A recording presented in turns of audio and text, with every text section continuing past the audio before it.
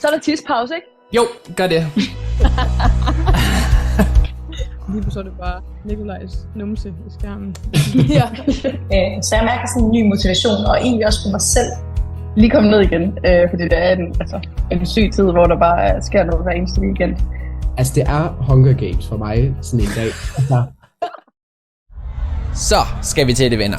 Vi på Dance News er enormt spændte på at byde vores gæster velkommen til den allerførste hip-hop roundtable talk. Med os der har vi Alicia Tiffany fra Let's Dance, Asbjørn Kølby fra House of Dance, Caroline Sander fra Dance Company 20, Emma Helmark fra Komanesa og Natasha Vejlebo fra Vejlebo Dance Studio.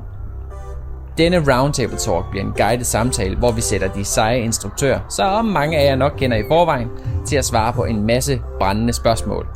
Er I klar? Ja, det tænker jeg nok. Let's go! Og Natasha, vil du ikke lægge ud? Jo, det kan jeg godt. Ja, som sagt så er mit navn Natasha Vejlebo, og jeg er medejer af Vejlebo Dance Studio, som har kørt i 12-13 år nu. Og har selv danset, siden jeg var 4 år gammel, og startede med at undervise, da jeg var omkring de 14-15 år gammel, begyndte jeg at undervise, og har så gjort det siden, og så har jeg sådan lidt jongleret både med selv at skulle være danser og undervise på samme tid. Som så gik hen her for et par år siden, hvor jeg så kun gik hen og fortsatte som instruktør, og måtte sige, at nu går jeg på pension som danser, lige pt. I hvert fald. Men ja, så mig, det er jo bare dansen, det har fyldt hele mit liv, og jeg havde ikke været den, jeg var i dag, hvis jeg ikke havde haft min dans. Så der er også mange, der spørger mig, hvem jeg ville være, hvis jeg ikke havde min dans, og så havde jeg slet ikke siddet her og kunne være den person, som jeg var i dag. Så jeg er nok bare dansen, eller dansen af mig, hvis man kan sige det på den måde. Fedt. Asbjørn? Jamen, mit navn er jo Asbjørn, og jeg er 25 år gammel, og jeg underviser på House of Dance i Aalborg. Det vil så sige, at jeg er nordjyde, og er virkelig dårlig til at snakke om mig selv. Men jeg har danset siden jeg var 10 år gammel, og startede med at lave teater, hvor jeg så endte med at danse hiphop, og jeg har undervist siden jeg er 16. Og så har jeg så haft konkurrencehold de sidste par år, og er også gået på pension som danser selv. Og udover at undervise, så studerer jeg faktisk også til socialrådgiver på Aalborg Universitet, som jeg prøver lidt at balancere begge dele med. Så det er bare mig. Mere har jeg ikke sige. Fedt. Alicia? Ja, det er altid livskrisespørgsmål, når man får det her. Det synes jeg også, det var i Dance News interviewet. Fordi hvem er man? Jamen, jeg er professionel danser og lever på fuld tid af dansen. Så alt, hvad jeg laver, det er enten at danse og være med i produktioner som musikvideoer, eller optrædener, eller videoer af nogle andre arter. Og ellers så underviser jeg en masse, og underviser ude på Let's Dance, PT rigtig meget, og underviser også lidt sådan rundt omkring og forskellige steder, og har danset siden jeg var helt bitte lille. Og ja, jeg tilslutter mig lidt det, Natasha Vejlebo sagde, at jeg føler også sådan, at jeg er dansen på en eller anden måde. Man kan ikke rigtig tage dansen ud af mig, hvis jeg skal forklare, hvem jeg selv er. Ja, og så ligger der bare en super kikset nede på jorden person bag dansefacaden, som prøver sådan at maintain herself. Ja, så ja. Emma? Yes. Jamen, jeg hedder Emma og er 20 år og bor i Odense. Og så underviser jeg på Komanesa Studios, hvor jeg også er ansvarlig for Kikuko Family og har holdet White Tigers. Jeg har danset siden jeg var 5 år og undervist siden jeg var 12, hvor jeg startede min egen lille danseskole i Faaborg. Og så rykket videre til Odense, og så danser jeg også selv på nogle konkurrencehold på et mega crew i Aarhus, og har danset på nogle forskellige hold i Aarhus også. Så ja, jeg havde også det spørgsmål. Det var lige lidt. Ja, altså jeg har jo opdaget lidt undervejs, at det er jo et forfærdeligt godt spørgsmål i virkeligheden, fordi der er lidt refleksion og sådan noget, der lige bliver sat i gang, så det er dejligt. Og Caroline? Jeg hedder Caroline Sander Jebsen, og jeg er selvstændig med min egen danseskole. Jeg er uden stemme i dag, så det kender I alle sammen. Dansekonkurrence længe leve. Jeg har Dance Company 20, som ligger i Varde, en by absolut ingen kender. Men jeg har prøvet at starte en lille danseskole, som jeg har på 7 år, og så er jeg mega passioneret omkring at lære fra mig, og jeg elsker at undervise alle mine skønne elever. Jeg startede med at danse, da jeg var 3. Jeg kommer fra Djævløen, Så der har jeg danset det sindssyge diskodans, og så er jeg ellers bare fortsat derudad med en masse fede stilarter, og sidder i dag her i en lille by, der hedder Sig. Tak fordi I vil være med alle sammen. Vi skal til den første rangliste, som jeg jo har været så smart at kalde det, til det her roundtable. Og det fungerer sådan, at ranglisterne egentlig er en slags runde, hvortil der er et spørgsmål. Og første spørgsmål lyder sådan her. Halløjsa, det er Brian fra Kaffen Cup. Spørgsmål til første rangliste. Det er sådan her. Hvordan har det været for dig at gøre dig selv klar og din hold klar til ranglisten? Og hvad har sådan været specielt vigtigt for dig? Lad os starte med at høre dit svar til det, Emma. Yes, jamen altså, klargangen har været fed, men har også været hård, fordi mit hold fik lavet en ny koreografi i den sidste rangliste for at kvalificere sig til finalen, hvilket de så heldigvis gjorde. Så det har været vigtigt, at de har været fokuseret og været meget sådan open-minded for at lære den her nye koreografi. Men samtidig med det, synes jeg også, det har været vigtigt at skulle have det sjovt med det. Og også have nogle træninger, hvor der har været noget sammenhold inde i det. Så det har været fedt, men hårdt. Og der har lige været meget nyt, der skulle laves om. Ja. Hvad med dig, Natasha? Jamen, det har jo så været lidt anderledes i år i min situation, fordi jeg jo valgte at flytte til England sidste sommer. Så jeg har ikke rigtig kunne køre min konkurrencehold, som jeg plejer. Så det har lige skulle fikse sådan nogle ting. Men jeg synes faktisk, det er gået helt vildt godt. Jeg har faktisk været virkelig glad for processen. Jeg gjorde det, at jeg lavede alle mine konkurrencehold færdige inden oktober, så jeg tog hjem i en weekend. Og så havde vi bare lange træninger hele weekenden, hvor jeg tror faktisk med mine kids, dem nåede jeg at blive færdig med på 2 træninger. Og collab nåede jeg så at blive færdig med på 3 træninger. Og så var der selvfølgelig nogle ting, der lige skulle finpudses. Men så var grundbasen ligesom lagt, og så kunne jeg flyve hjem til England igen, og så kunne jeg have dem lidt over Zoom, hvor jeg sidder og retter dem til, og så når jeg fløj hjem til Danmark igen, så kunne vi lige finpudse nogle ting, og så direkte til turnering, og frem og tilbage. Men det faktisk fungerede altså meget bedre, end jeg selv lige troede, det ville. Jeg tænkte, det var meget mere stress. Men det der med, at jeg ligesom havde forberedt mig i virkelig god tid, og vi bare fik sagt, nu er det nu, og der er fokus, så har det også gjort, at resten af sæsonen ligesom har været lidt sjovere. Karoline? Jamen, vi har også ændret lidt format og koncept i år på vores konkurrencehold. Vi kører kun søndagstræning 1 gang i måneden, og det er simpelthen bare fordi, at vi står i den situation, og vi har kun én dansesal, og jeg mangler plads til en masse hold i hverdagen, og så har jeg også med elever at gøre, der har et andet liv, og nogen, der også flytter væk fra min kære lille by. Så simpelthen for at ramme et så bredt segment som muligt, og for at få lidt flere folk med, så for at ramme Aarhus og alle de her Fyn og sådan, så prøver vi at have prøvet at gøre det lidt anderledes, og det har også fungeret sindssygt godt. Det har været et hårdt år. Jeg står med 9 konkurrencehold og har en del af dem selv. Så det har lige været nogle hjerneceller, der lige skulle i gang, når man arbejder mere end 100 timer. Det ved I alle sammen. Så det er tough, men kæft, det har været en fed sæson. Vi er klar til finalen. Det er godt. Du har jo også lige haft en fed weekend, kan man sige, som sluttede. Jeg var med og se det. Kan du ikke lige prøve at fortælle lidt om det? Jo, jamen udover hiphop, så er jeg også sindssygt passioneret inden for showdance. Så jeg var lige afsted med 3 hold i lørdags, og vi formåede at blive Danmarksmester. Juhu! Så det var fedt. Tillykke. Ja, flot. Emma, du har også lige været afsted i weekenden. Ja. Kan du ikke lige prøve at sætte lidt ord på Udo EM? Jo, jamen det var sindssygt fedt. Helt vildt nice. Der var sindssygt mange hold med fra alle mulige forskellige lande, så udover at der var virkelig, virkelig hård konkurrence, var det også bare fedt at se alle de andre hold fra de andre lande. Det giver mega meget inspiration, synes jeg, og både for os som undervisere, men også for eleverne. Og selvom der er sådan lidt nedtur, så trækker vi hinanden op, og vi var 55 afsted fra Camarnesa med forældre, så der var også bare mega meget forældreopbakning med. Så selvom der var en masse dans, så var der sådan en masse hygge. Det er godt. Vi skal til anden rangliste. Hej alle jer ved Roundtable Talk. Mit navn er Nikolaj Fisker, og jeg er instruktør og danser hos Vejlebo Dance Studio, og jeg har fået lov til at stille jer et lille spørgsmål. Så det lyder: hvilke oplevelser er vigtigst for jer, at jeres elever tager med hjem fra konkurrencen. Tak. Og Alicia, vil du ikke starte? Ja. Jo, det vil jeg da gerne.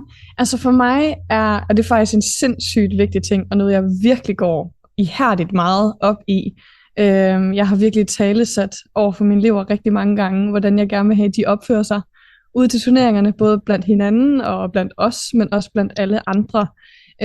Og det er fordi, jeg synes, det er så vigtig en faktor, det her med, at vi kan støtte hinanden, og vi kan supporte hinanden, og vi kan klappe hinanden, hæppe på hinanden, og vise omsorg og komme med god holdånd, fordi det er en stor dance community, og selvom vi er mod hinanden på papiret, så er vi ikke mod hinanden som mennesker. Og den er sindssygt vigtig at huske på, og tit kan dansebranchen godt blive lidt spids nogle gange, så den er faktisk virkelig vigtig at huske på, at vi er sammen i det, og vi er sammen i at dele vores kæmpe store passion, og det vi alle sammen elsker og brænder for, og dele med hinanden, så vi både får lov til at dele og motivere og inspirere hinanden, og jo bedre holdånd vi kan skabe omkring hinanden, jo bedre stemning er der til konkurrencen, og federe dag bliver det. Og jeg har altid sagt til min egen, at jo mere I hæpper, og jo mere kærlighed I viser omkring jer, det er præcis det samme, man får i smasken igen. Så hvis man bliver træls og spids, og ikke vil hæppe og ikke vil det andet, så har andre heller ikke tilbøjelighed til at hæppe på en, eller give en sød kommentar, eller give en krammer, hvis man har behov for det. Så man skal virkelig tænke sig om, altså sådan den der rigtig typiske, tænk over, hvordan du behandler andre, fordi det er sådan, du også selv skal behandles, er virkelig den, jeg sådan prøver at sætte ud. Så vi kan have det pisse sjovt, mens vi danser, fordi det er det, vi er kommet fra. Ja. Asbjørn? Ja, altså, jeg har jo lidt ditto med, hvad Alicia siger, men jeg tror også, det er en lidt svær balancegang, for jeg beder jo også mine elever om altid at kæmpe for, at vinde og ligge i toppen, og ligesom træne derhen imod, og jeg tror også, det er svært, fordi vi kommer som en stor danseskole fra House of Dance, så vi har jo 100 elever, og vi har også lidt et ansvar i, at vi sætter et stort præg på, hvordan det er ned til en konkurrencedag, og det gør alle dem, der kommer med mange elever, og derfor er det også rigtig vigtigt, at vi er med til at bakke op om det, fordi det kan godt være intimiderende, hvis man kommer et lille hold fra en mindre by, eller der kun kommer 7 elever fra den her danseskole, som ikke kender nogen. Så det er virkelig vigtigt, at selvom vores elever er målrettet og gerne vil ligge i toppen, så er det jo også lige så vigtigt, at det er også bare for sjov, fordi det er jo vitterligt noget, vi gør for sjov, selvom vi gør det for at vinde. Så det er sådan den der er virkelig svær. Så det gør jeg virkelig meget ud af, og jeg tager en snak med alle nye elever, jeg har, og hver gang vi skal til konkurrence, så opfrisker vi, hvordan er det lige, vi opfører os, og hvad er det, vi står for, når vi kommer derned, og det synes jeg bare, det er vigtigt, og det husker jeg selv, for da jeg var ung og var til konkurrencer.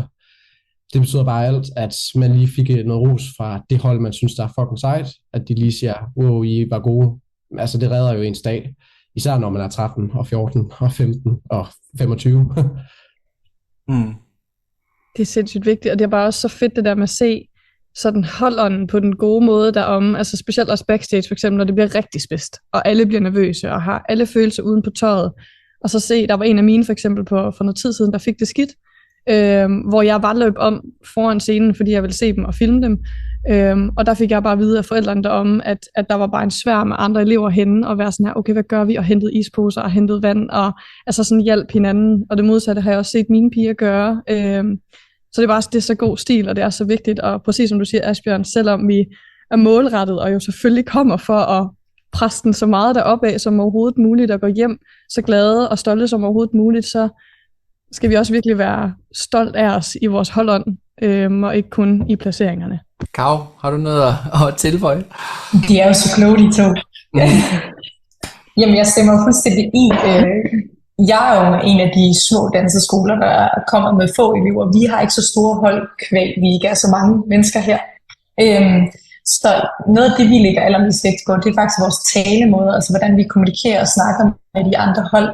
For det var noget, der var meget overvældende for nogle af mine elever til at starte med, fordi andre danseskoler, House of Dance og Let's Dance osv., de kommer med 100-200 elever. Vi kommer med 31, hvis vi vil, ikke?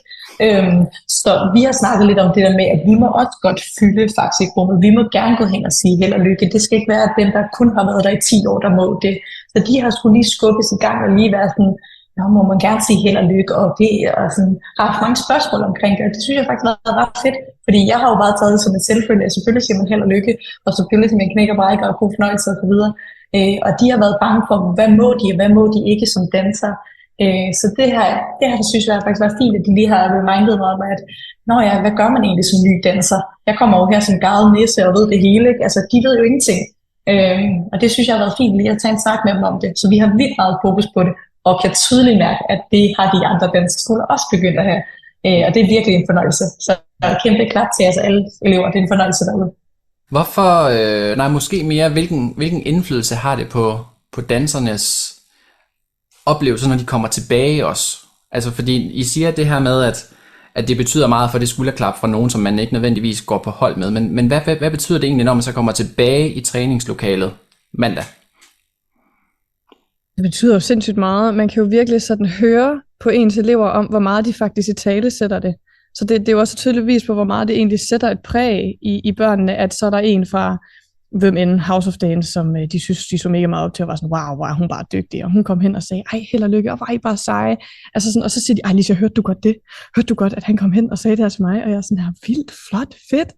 Altså sådan, det sætter sig i børnene, og de talesætter det for hinanden, og de talesætter, når vi mødes igen. Og alle de her gode oplevelser er jo noget sådan, jamen børn, altså monkey see, monkey do, altså sådan, både det vi giver for dagen, er jo også det, som de vil give igen, og man kan bare høre det på dem, når man mødes, føler jeg, altid til træning efter en turnering, kan man altid høre alt den der snak der. Og det er specielt de positive ting, hvor de er sådan, og så skete det her, og hun sagde det her, og så gik jeg hen og sagde det, og så sagde hun det her. Altså sådan, det fylder rigtig meget, det kan man tydeligt høre, altså sådan som træner på deres små snakke. Ja. Jeg har jo faktisk også lagt mærke til, Natasha, når I er afsted til Kaufmann Cup, I sidder jo altid helt nede foran og hæpper med. Og det der med, når mange af de andre hold går på, der er næsten ikke forskel at se i sådan måden, I hæpper på. Og hvorfor? Ja, tak. Jamen, jeg tror bare, så har jeg jo selv danset, siden jeg var lille, så jeg kunne godt selv lide den der stemning, når man var oppe på scenen. Man præsterer jo bare bedre, når der er nogen, der hæpper på en. Og så har jeg altid selv været en person, der altid har faktisk været rigtig gode venner med mine konkurrenter. Så også tilbage fra dengang jeg dansede solo og duo og sådan nogle ting, og vi stod på baglinjen, inden vi skulle ind, så stod jeg jo altid og chit-chattede med mine konkurrenter, og så gik man ind og dansede mod hinanden bagefter. Og det er jo klart, når instruktøren er sådan som person, så giver man det jo videre til sine elever. Det er jo lidt ligesom at være forældre på en eller anden måde, det der med, at sådan som man opfører sig, det er jo også sådan, de kommer til at opføre sig på en måde, når man er derude, fordi de omgås jo med trænerne så meget, ikke? Og så selvfølgelig, så går vi jo frem, når vores hold er på scenen, men hvis der kommer et hold bagefter, og man ikke skal videre ud, fordi man skal til at gøre sig klar, fordi man selv skal op på scenen, så kan man sgu lige så godt blive at hæppe der. Altså, vi er der jo ikke kun for at stå på scenen, vi er der jo også for at se andre dansehold, og vi er der jo også for at blive inspireret og hæppe på andre, og bare skabe en god stemning, så hvis vi alligevel ikke, hvis mine børn for eksempel lige har danset finale, og de sætter sig ned foran, og de er færdige, men så bliver de siddende dernede, og så sidder de og hæpper på alle holdene, der så foregår resten af dagen, og det samme med juniorerne, når de så er færdige, så sætter de sig ned foran og hæpper på alle de hold, der så er der, ikke? Og det tror jeg egentlig bare også lidt stammer i, at de elsker dansen så meget, som de gør. Så de vil bare gerne se mere og mere og mere og mere, og de vil gerne ligesom være sådan, hvis der kommer noget, der er mega nice, eller sådan noget. Det der med, at man ikke er bange for at give credit til andre, det synes jeg faktisk er en ting, som jeg synes er blevet meget bedre de sidste par år. Generelt til turneringen. Nu har jeg været i den her branche rigtig, rigtig mange år, og nogle år tilbage, synes jeg, det var meget danseskole, hvor jeg føler meget instruktørteamsene nu begynder at snakke sammen på kryds og tværs som sådan rigtig, rigtig gode venner, og det smitter jo af på eleverne, så de begynder jo også at snakke sammen med, fordi så ser de måske lige, jeg går hen til Asbjørn, eller Alicia, eller Emma, eller Karo, og snakker med dem, og så ser eleverne det, og tænker, så må vi også godt snakke med de elever-agtigt.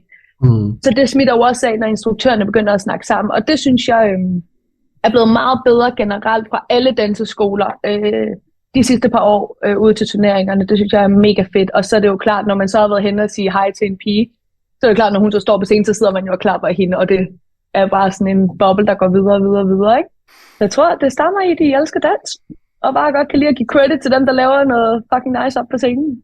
Så tager vi tredje rangliste.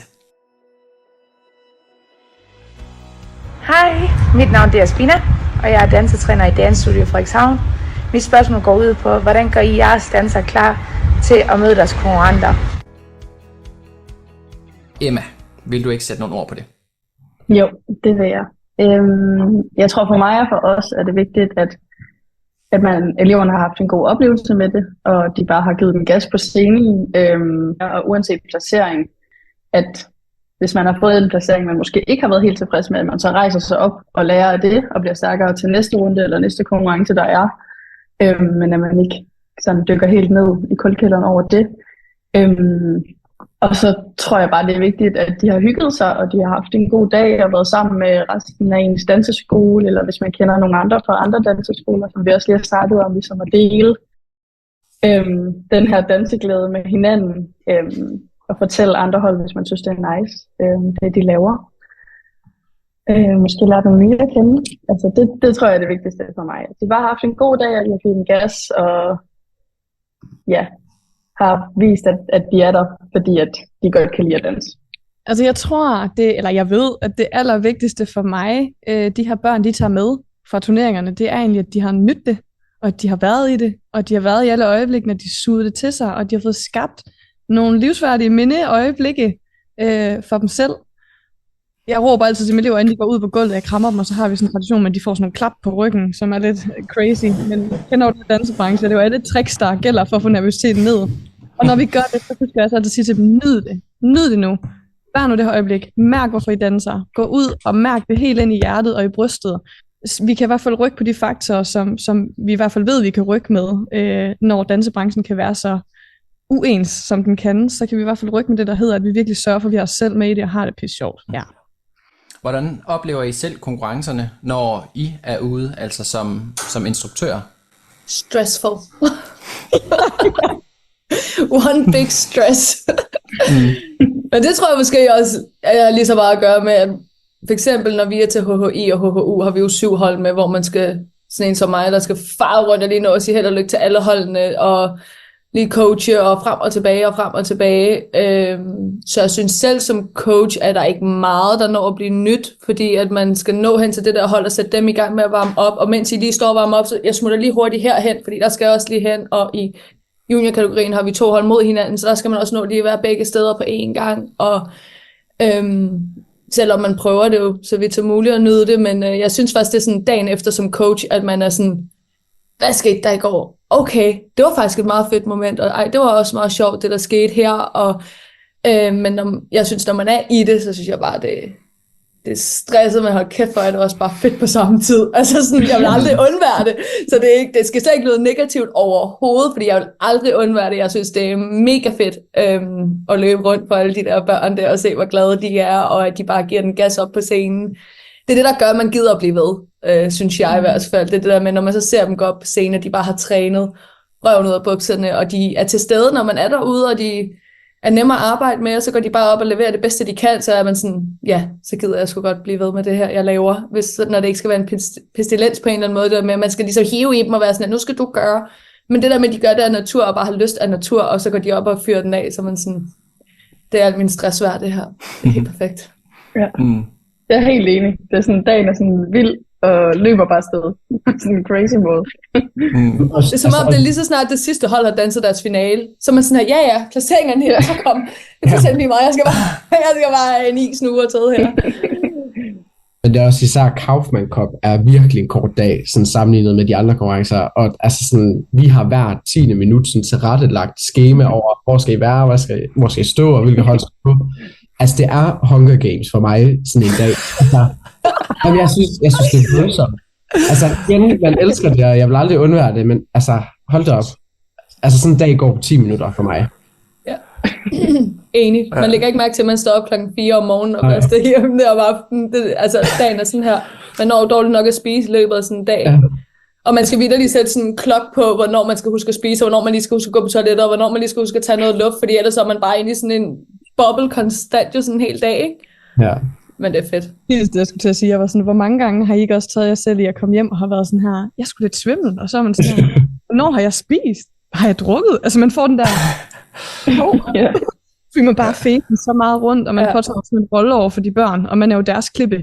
Så selvom vi er nervøse, og vi er der, så skal vi være sådan, nej venner, ved du hvad? Altså, vi skal jo være dem, der guider dem op, og er deres støtte, og den de kan falde tilbage på, og den de kan komme og kramme og græde, hvis de har lyst til, eller råd til. Vi skal jo være den der rolige person, der er sådan der, nej, nu poleret, nu skal det nok gå, nu trækker vi alle sammen vejret.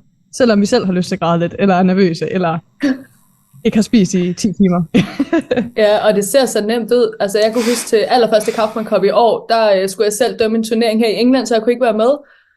Og så sagde jeg det til min mor, fordi hun har coachet mig, da jeg var lille. Og så sagde jeg, ved du hvad, der er styr på The Kids, de har deres egen opvarmningskoreo, de kan alt. Du skal bare fortælle dem, de skal have deres vanddunk, så skal de lave deres opvarmningsserie, hvornår de skal gå bag i scenen, så er der styr på det. Hun var sådan, ja, det kan jeg sagtens, ingen problemer, fordi det så nemt ud, når jeg gjorde det.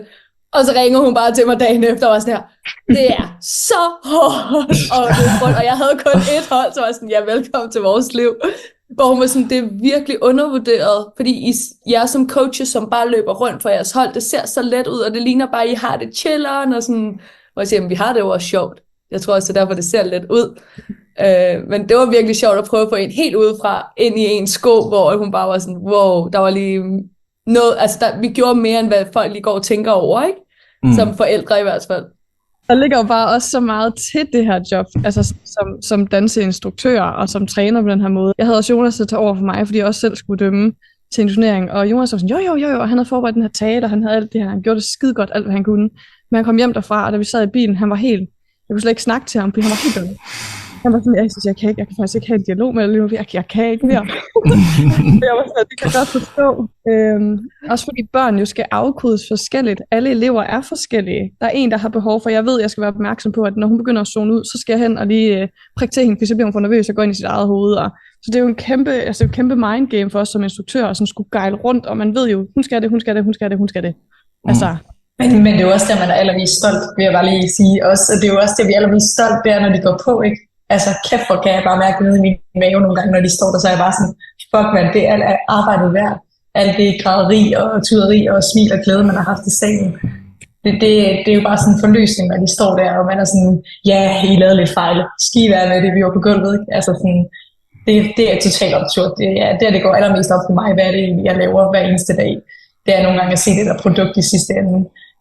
Så ja, selvom vi er alt fra parterapeut til veninden til alt muligt, så bliver man bare mega stolt af dem. Og uanset om de er 25 år, så er jeg gigantisk stolt af dem.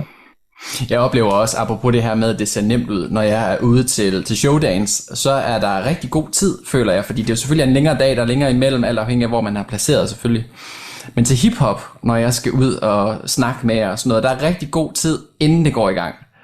Og så kan jeg bare sådan se, nej, Karoline, hun ser bare ud til, det kører bare. Men når jeg så kommer tættere på, så er jeg bare sådan et TikTok, så kan jeg godt se, okay, det går stærkt nu. Og så kigger jeg efter Alicia, eller nogle gange også, hvis jeg kigger på John, når han er der, så er jeg bare sådan, okay, der er bare ikke tid. Hold dig væk.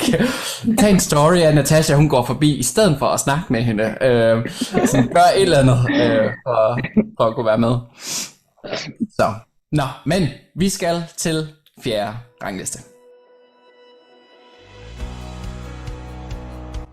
Mit navn det er Julie Hasselstrøm, og til daglig der underviser jeg på Planum Studios i Aarhus. Jeg kunne godt tænke mig at stille spørgsmål, der lyder på, hvordan I synes det er at se jeres elever på scenen, og hvordan I ligesom oplever relationen imellem de forskellige koreografer fra de forskellige danseskoler. Jamen altså, det er jo, det går jo an på så meget, hvordan det er set på scenen. Ja, altså jeg tror, nu har vi jo snakket meget om, hvordan vores forskellige tilgang er, men jeg tror, jeg har stillet rigtig høje forventninger til mine elever, og det er meget vigtigt for mig, at de gør mig stolte, og de gør sig selv stolte.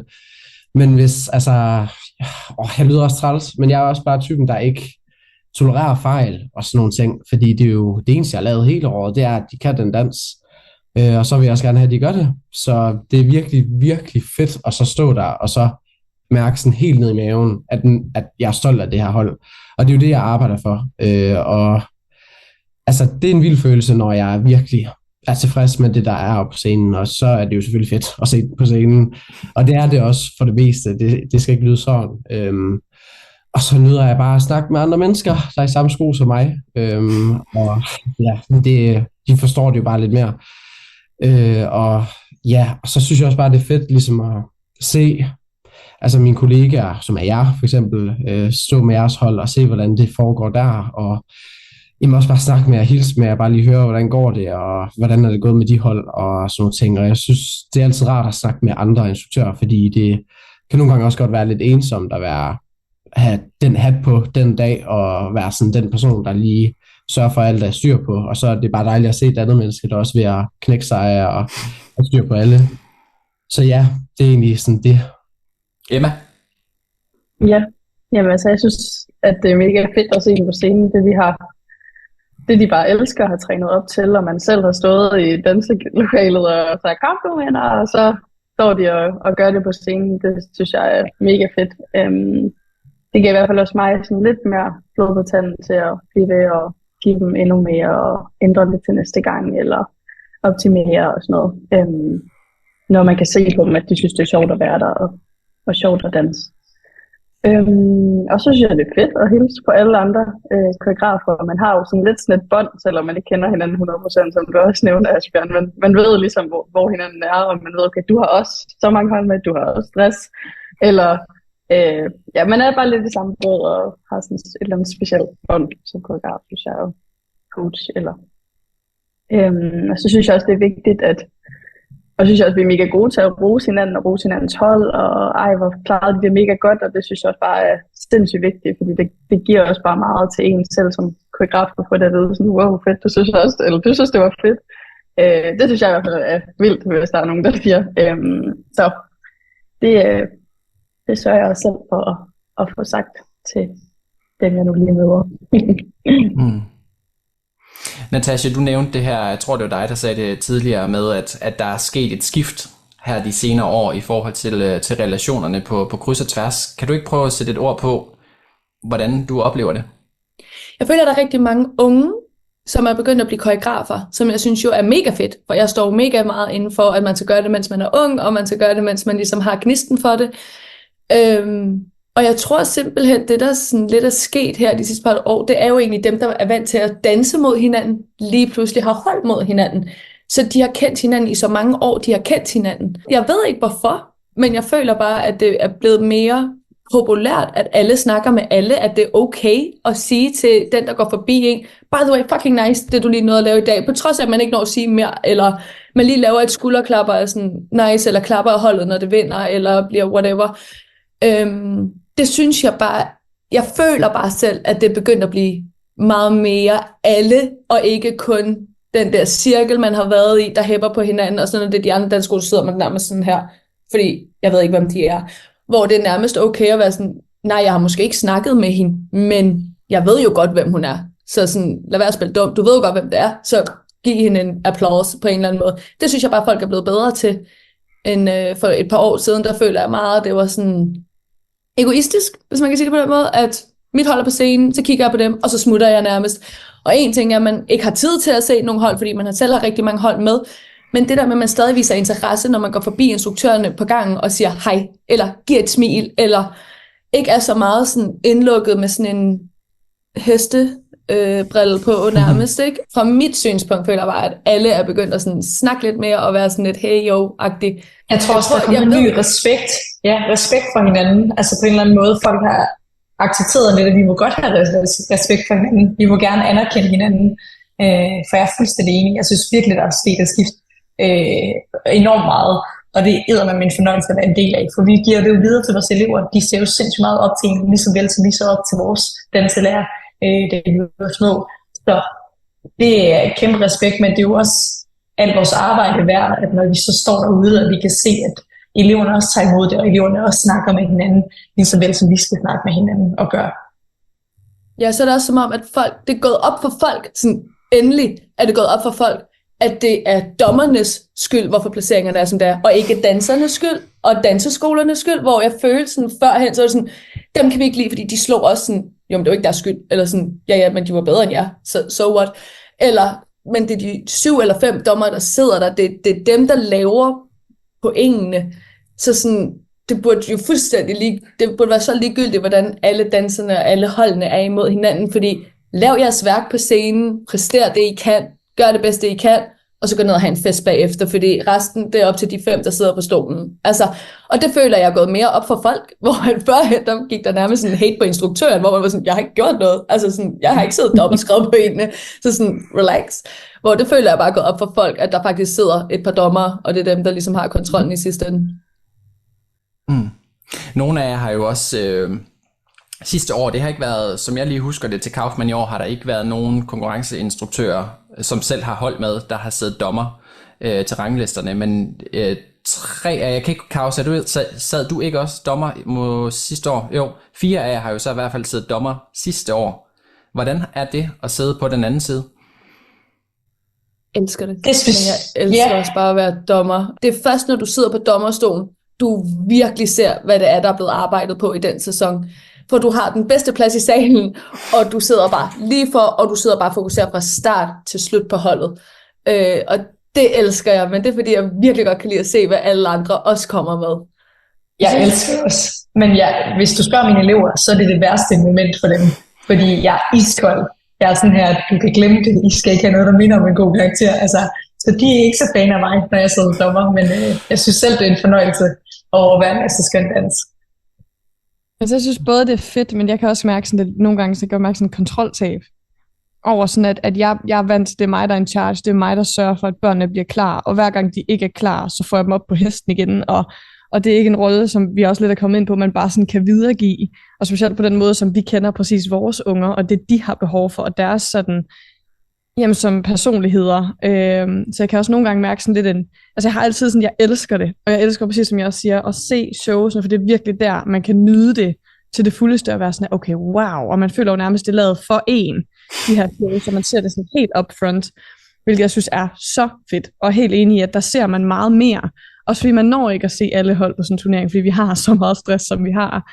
Så det synes jeg er vildt fedt, men jeg kan også godt mærke, den er knude maven over, er de nu okay? Får hun nu bidt i den citron, og får hun nu givet den krammer, og husker de nu at få klappe dem på ryggen, og sige nyd det, og husker de nu at få hårspray under skoen, altså sådan, og husker, altså de her små ting, husker de ting, bliver det nu givet videre, kommer de ordentligt ind, kommer alle på gulvet, er alle okay? Altså sådan den kan jeg godt mærke, så den der lidt morrolle kan man godt mærke i maven, at sådan er mine børn okay?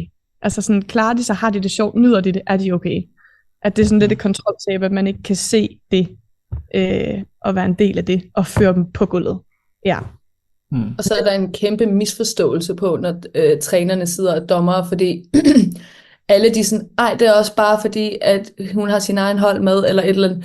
Men folk glemmer, at vi kender deres fejl. Vi kender deres svagheder. Og som træner, kan du ikke undgå at lede efter svagheder. Det kan du ikke. Det er derfor, at holdene bliver bedre. Det er fordi, det er svaghederne, du finder og gør dem bedre. Hvor hvis du ikke fandt alle de der minuser ved dit hold, så havde de jo aldrig rykket sig. Så når ens eget hold, når et andet hold går på scenen, så ser du det med scratch. Så ser du bare, hvad er det, I præsterer lige nu. Men når du ser dit eget hold gå på scenen, så husker du de fejl, hver enkelt person har. Og det er dem, du sidder og kigger efter. Og sådan, når hun lavede den fejl, okay, minus for det. Når hun lavede også, ja, okay, minus for det. Og det synes jeg er sådan lidt undervurderet, at man ikke snakker nok om det, fordi at folk de er altid sådan her, men det er også bare fordi, at sådan, nej, det er ikke ens nødvendigt, at man altid synes, at ens hold er bedre, fordi man ser fejlene ved ens eget hold. Og det er ikke nødvendigvis, man ser det ved de andre hold, fordi der ved man ikke, hvor de ligger. Der kigger man jo selvfølgelig efter det, og når der sker nogle ting, ser vi det jo som regel også. Men det er jo klart, at vi går ikke lige hen og kigger på Anna, fordi vi ved, at Anna hun glemmer lige det her, eller Elisa hun glemmer det her, eller Isabella gør sådan. Hvor det kender man mest med sit eget hold. Så det er klart ikke et bonus, når trænerne sidder og dømmer. Det er så preach det der, og jeg håber, at den der lille taleting der nogle gange har kørt dansverden, bliver begravet 6 meter under jorden. Det håber jeg lidt i mit hjerte, fordi vi er professionelle mennesker, og vi er mennesker, og vi vil altid gøre det bedste, vi overhovedet kan, og vi er fandme nogle af dem, der har allermest forstand på konkurrencedans, så vi er nogle af dem, der giver den allermest bedst kvalificerede bedømmelse, frem for nogen, der ikke rigtig har noget med turneringsverdenen at gøre. Så i den forstand er vi nogle af dem, der er allermest kvalificeret til det, og man kan jo også se på placeringerne, altså jo, det ville se virkelig så specielt ud, hvis jeg sagde, at mine skulle vinde i mesterrækken, og Karoline synes, de skulle være sidst i D-rækken, så ville man da måske kigge lidt og tænke, okay, hvad sker der her? Men det kan de jo også godt se ikke sker. Og vi vil jo have forskellige holdninger. Det vil vi altid have, fordi lige præcis de 2 sekunder, hvor jeg kigger op og kigger på de 2 piger ude til højre, der smadrer de den bare, og jeg tænker, wow, okay, hold da op. Performance-teknikken, det sidder bare, og hold nu op, man sidder og bliver helt betaget af dem. Og i det andet sekund, hvor Natasha, hun kigger op og ser på nogle andre, der er der en, der falder, som jeg misser. Og så Natasha var sådan, fald, okay, og timing var off, og hold da op, deres performance ikke særlig god, og altså sådan, vi ser jo forskellige ting i forskellige øjeblikke, fordi vi ikke altid sidder og kigger samme sted hele tiden. Det er ikke muligt som dommer. Og vi er så professionelle, og vi er så ordentlige mennesker, at selvfølgelig skal vi nok vurdere det, vi synes. Og præcis som Natasha også siger, nogle gange synes jeg faktisk heller ikke, det er den, altså, som sådan, hvis det skal tip til en side, synes jeg faktisk ikke, det er så stor en fordel. Fordi vi netop kan se de fejl, og strækker hun nu knæene, eller ej, og husker hun nu den timing? Nej, det gjorde hun ikke, okay. Altså sådan, vi ser jo de ting, fordi vi har det falkeeje inden fra træningen af. Men jeg tror også, folk skal huske, at vi har læst konkurrenceregler om og om igen, og jeg kan liste det hele for jer, alle sider, der findes. Så det er også lidt komplekst, fordi vi kan alle regler, og vi kan vores egne danse, og de egne koreografier, vi har lavet, og derfor synes vi jo automatisk, at vores danser er dårlige, når de ikke gør det rigtigt. Og jeg tænker bare, at det kan Natasha ikke se, om den arm, den sad på den linje, den skulle.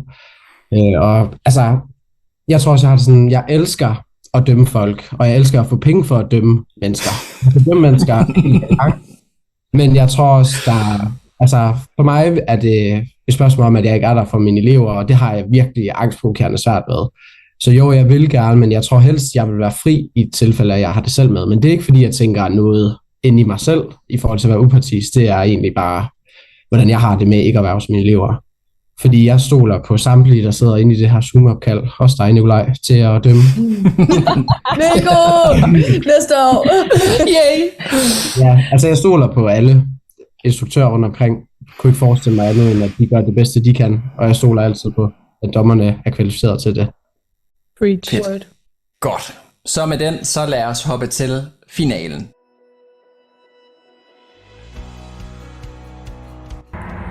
Hej, jeg hedder Melinda, og jeg er fra Synergy. Spørgsmålet det lyder, hvordan er spændingen blandt jer og jeres elever op til finalen? Emma, vil du ikke starte med den? Jo, det vil jeg. Altså, de er meget spændte. Jeg tror især også, de er spændte, fordi det er så stort et sted, at de skal danse. Og der er nogle af dem, der har prøvet det før, men der er også mange af dem, der ikke har prøvet det, så jeg tror lige så meget, det er det. Og så vil de selvfølgelig alle sammen gerne klare sig godt. Men det er også den sidste konkurrence for dem, der ikke skal med til VM, så de glæder sig også til at have en sidste dag sammen med holdet og med familien og sådan nogle ting. Men ja, de er da selvfølgelig nervøse. Men jeg er da også sikker på, at det bliver en fed dag og en stor oplevelse at skulle være i operaen og dans. Ja, men altså, vi tager det også som en konkurrence, men det er også vigtigt, at det bliver en hyggelig dag. Og en dag, man husker. Elisha? Ja, jamen, altså mine er, jeg vil ikke stå og sige, at de ikke er nervøse, fordi de er virkelig nervøse. Virkelig nervøse. Og jeg tror altid, altså sådan, mine lever i en verden, hvor altså, det er så godt, og det er så sundt, at de forventer virkelig ikke noget, og ser bare så meget op til alle deres konkurrenter, og synes folk er så hjertedøde gode, hvilket jeg er fuldstændig enig i. Og vi er så forskellige, og bidrager eddermed bare vores A-game hver år, og det kunne da være rart, hvis alle lige kunne tage et år til Bali, så vi bare lige kunne på skift få lidt ro, det kunne være rart, men de her børn, de er hammernervøse, og er jo klar på at give den en max skalle, og give den alt, hvad de har, og ja, krydser jo bare fingre, og er klar til at have en fantastisk oplevelse i operaen, og det er jo også en hel tur for os, når det er København. For en gang skyld. Ja, og det glæder jeg sig bare. Det glæder både til at dele den dag med alle jer og alle jeres elever, men også at bare se alle andre og hippe på andre og blive så inspireret og blive hyped op af den fede stemning og hvor dygtige folk faktisk er. Altså sådan, ja, de glæder sig, men er nervøse. Karo? Jeg tror, der er kommet en eller anden ny form for motivation ind i eleverne, når de ved, det ligesom er the final game. Så kommer der lige sådan en ny skub i, hvor vi lige sådan, nu skal den sidste lille finger og detalje være skarp. Og det er bare et kæmpe optur at arbejde med.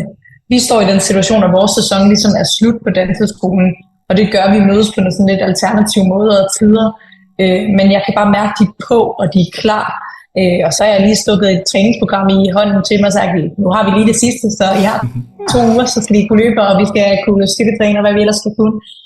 Så jeg mærker sådan en ny motivation, og egentlig også for mig selv, fordi vi går også igennem en masse faser som koreograf på sådan et år, hvor vi er topmotiveret, og så er vi sådan shit, og så vi går igennem alle følelser. Men lige nu har vi jo bare sådan, nu skal den eddermame med have en over nakken der for sidste gang. Så alle mand glæder sig. Og Natasha?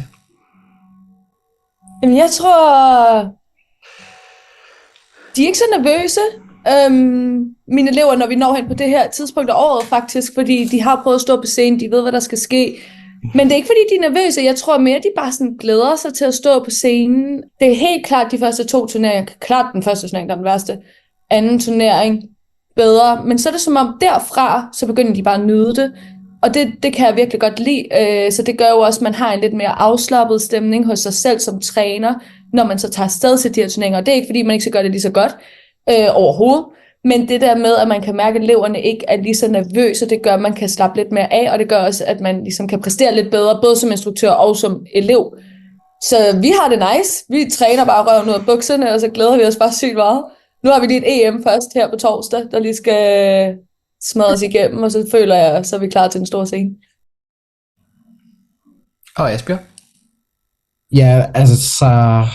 Det er lidt anderledes, fordi jeg har altid kørt sådan en, mine elever må ikke være nervøse, og det er ikke fordi, at jeg ikke kan rumme det, men jeg har altid sagt i alle år, jeg har undervist, at I ikke er nervøse, I er kun spændte, så det skal kun være en positiv ting at gå på, og det gør jeg altid, og det prædiker jeg altid, inden de går på, og hvis jeg hører nogen, der er nervøs, så kan jeg virkelig godt selv blive nervøs, og det kan alle andre elever jo også, så vi er altid spændte. Hvis de er det, så er det i hvert fald i hemmelighed, hvis de er nervøse.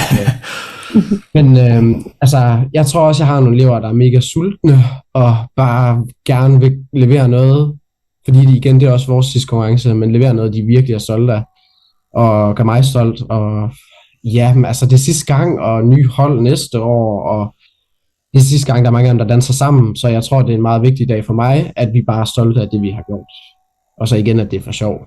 Men altså, jeg har elever, der er spændte, men de er sikkert også nervøse, jeg ved det bare ikke. Det vil jeg ikke. Ja. Her til sidst, så har vi jo den frie snak. Og Alicia, jeg ved, du har en oplevelse i år, som vi to har snakket om er rigtig vigtig. Vi får delt. Vil du ikke prøve at lige fortælle, hvad det er, der er foregået? Det vil jeg da i hvert fald. Og det er jo bare sådan et eksempel på, når danseverdenen går i den forkerte retning, af hvad det skal. Så jeg synes faktisk, det er et virkelig glimrende eksempel at sådan tage op, som også derfor vi begyndte at snakke om det. Fordi det var sådan et godt eksempel at tage med her, apropos noget af det, vi alle sammen taler om i vores interviews. Og også det, vi faktisk er kommet ind på i løbet af samtalen her med, at vi skal huske at være der for hinanden og være ordentlige for hinanden, og at vi synes, at vi er kommet til et punkt, hvor vi sådan støtter hinanden og supporter hinanden og alle de her ting. Og det synes jeg også, jeg er helt enig med, at jeg synes, at danseverdenen tager et spring opad, hvilket virkelig er fedt, og turneringsverdenen gør. Men et eksempel er, at lige for eksempel for tiden nu har mit enhold Shades har vundet flere af konkurrencerne, og de har simpelthen fået lavet sådan en hadprofil på TikTok, som tagger os i alt muligt, og også tagger mig privat i alle mulige opslag, og tagger pigerne i ting, og kommenterer ting på vores profiler, og anklager os for, at vi har kopieret det ene og det andet fra alle mulige videoer, og sender de her videoer op, og det er sådan noget helt langt ude, som i at vi har samme brudstykke af det her musik her, hvilket jo er det, man gør inden for hiphop.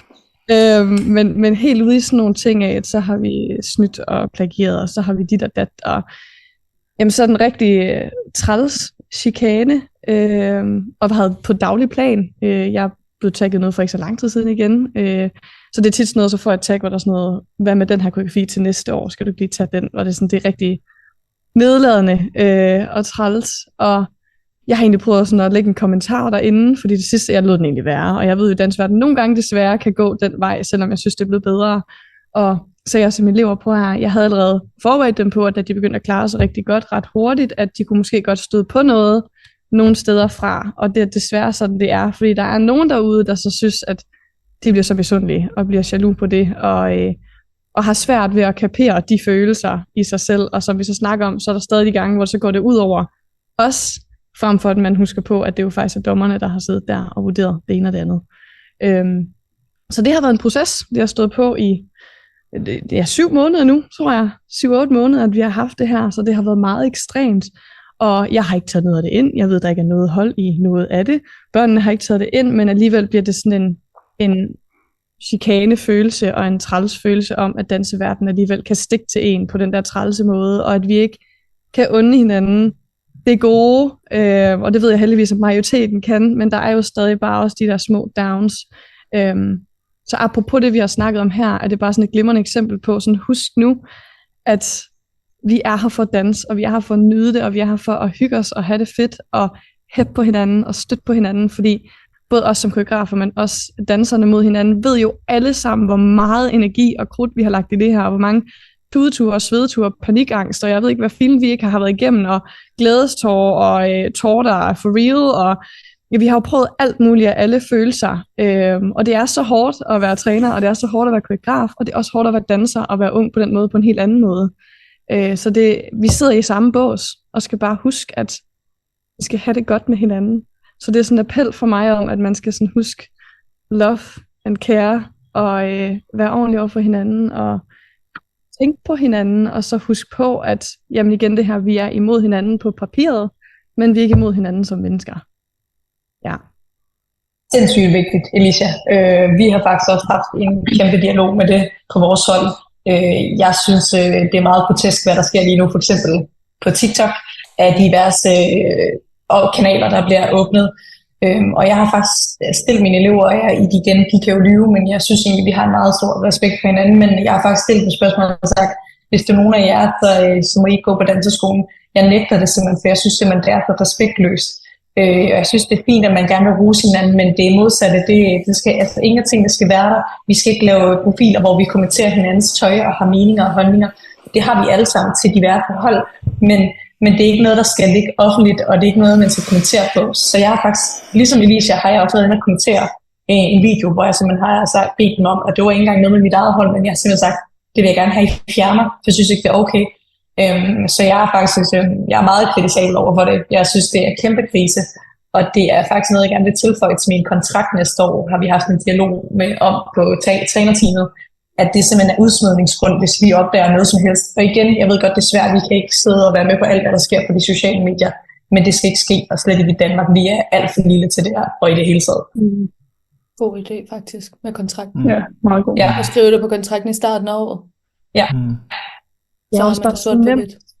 Ja, og det er så nemt at sidde bag. Det var også det, jeg prøvede. Jeg prøvede at skrive nogle kommentarer derinde, fordi jeg var sådan, hej, jeg vil gerne sætte mit navn på det. Jeg er faktisk virkelig stolt af mit arbejde. Jeg er stolt af mine piger, og jeg står inden for alt det her, og jeg ved, at vi ikke er dårlige mennesker, og jeg ved, at vi ikke har taget det ene og det andet. Og altså sådan, jeg ved bare, at jeg synes, det hele var træls, så det kom til et punkt, hvor sådan, det har været i så mange måneder, at jeg simpelthen smed kommentarer, hvor jeg var sådan, hej, mit navn er Tiffany, jeg står ved det her, og altså sådan, kan du ikke skrive til mig? Altså sådan, vitterligt, nu sætter jeg mit navn på, og mit ansigt på, fordi det tør jeg 300% at gøre, fordi jeg står inden for alt, hvad jeg har lavet. Vil du ikke samtidig gøre det modsatte, og så sende mig en besked i stedet for, så vi kan få det her i tale sat, fordi det her, det bunder tydeligvis ikke i det her, det bunder i alt muligt andet. Så kan vi så ikke tage den bare os, men vedkommende slet også af kommentarerne og alt det her. Men det der med, at det er så nemt at sætte sig bag en profil, og anklage andre mennesker for ting anonymt,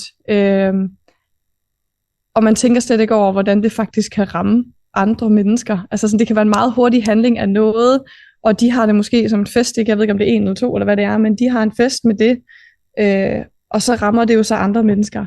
Og for eksempel til anden rangliste med mine piger, kunne jeg faktisk se, at de var psyket af det. Jeg kunne godt se, at mine unge piger, jeg prøvede så at holde den op, men jeg skulle kæmpe ekstra. Så jeg var på overarbejde den dag, for jeg kunne se, at mine piger var sådan, jamen hvad nu, hvis der er nogen, der hælder kaffe ud over vores tøj? Altså sådan, fordi vi har faktisk fået trusler.